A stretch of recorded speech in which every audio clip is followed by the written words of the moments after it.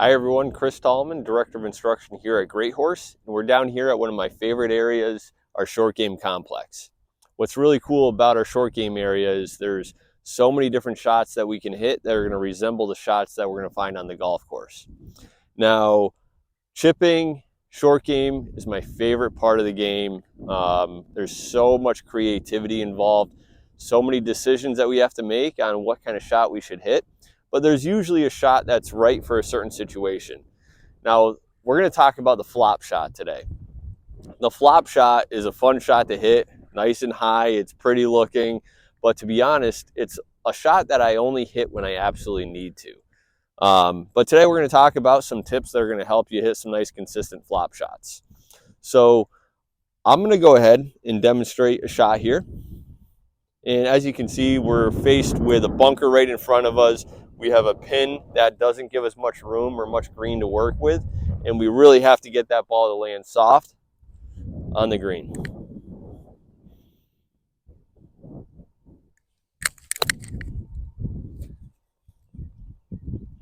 So as you can see, a bigger swing there than we normally would with a standard chip shot.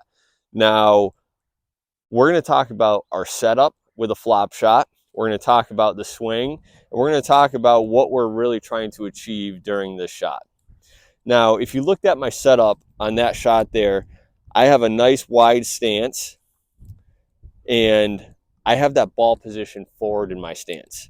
So right here, ball position is going to be a little bit forward, and I really like to open up my stance to the target. So it's almost as if I'm aiming a little bit left, but that's because that ball is going to come out just a little bit right of our aim with the face open.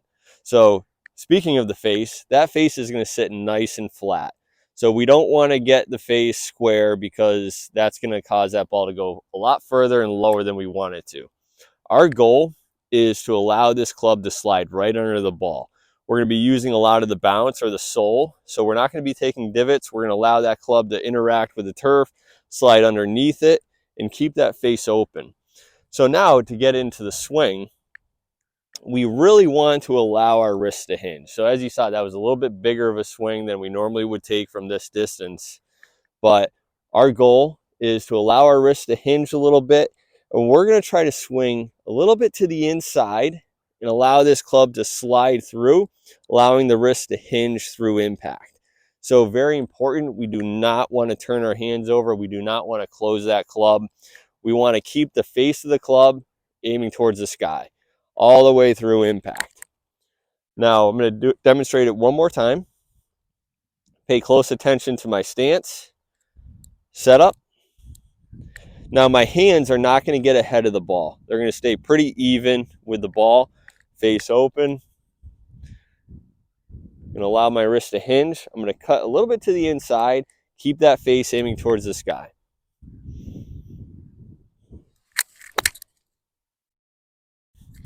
So nice and high ball flight. Our goal is to get this ball on the green, landing nice and soft. Really need to commit to this shot.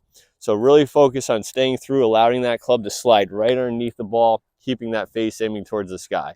Give it a shot. I think you're going to have a lot of fun with it. It's a shot that we can really rely on the golf course, especially out here. So let me know how it goes, and looking forward to seeing you again. Thanks.